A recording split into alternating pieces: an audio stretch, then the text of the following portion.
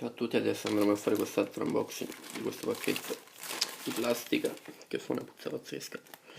Il venditore ha dichiarato l'oggetto come gift regalo, esempio commerciale, contenuto USB charge cable, caricatore USB, peso 0.017, valore $1.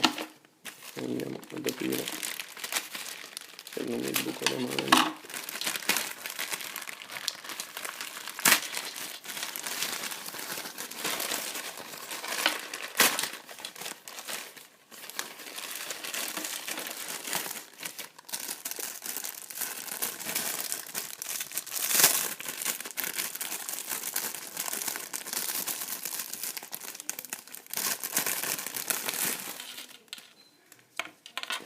Caricatore USB.